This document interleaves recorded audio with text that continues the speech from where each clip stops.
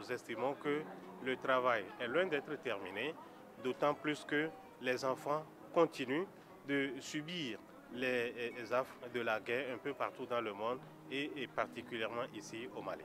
Donc c'est le message que nous avons porté ce matin aux différents acteurs, aux différentes parties prenantes au conflit malien, afin d'attirer l'attention de tout le monde sur les impacts directs et indirects de ce conflit sur les enfants, avec les violations graves qui sont considérées par le Conseil de sécurité des Nations Unies comme les tueries, les mutilations, les enlèvements d'enfants, l'enrôlement et l'utilisation des enfants dans les groupes armés, les attaques contre les écoles et les hôpitaux, le déni d'accès à l'aide humanitaire et toutes ces violations qui empêchent les enfants de jouir pleinement de leur enfance.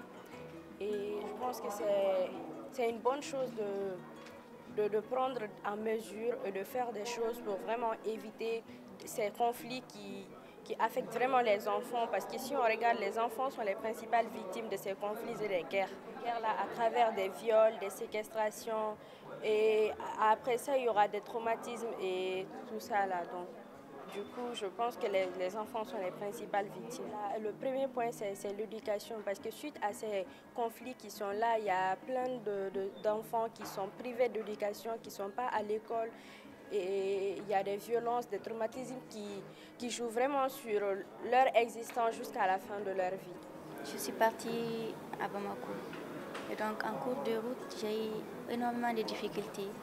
Sur la route, arrivée à Sévaré aux environs de 23h, des bérets rouges nous ont arrêtés et voulaient m'exécuter, moi et ma petite sœur, en nous disant que oui, vous êtes des enfants des rebelles, on vous envoie pour étudier à Bamako. Par contre, eux, ils sont en train de tuer nos parents au nord. Donc, grâce à Dieu, il y a l'un parmi eux qui les a dit de nous libérer, que nous sommes que des enfants, nous sommes innocents. Et arrivé à Bamako aussi, on a eu aussi énormément de difficultés parce qu'on nous maltraitait partout. On nous traitait de rebelles, on nous insultait, on nous jetait des pierres et à l'école et dans les rues. Donc on se sentait vraiment discriminé en quelque sorte.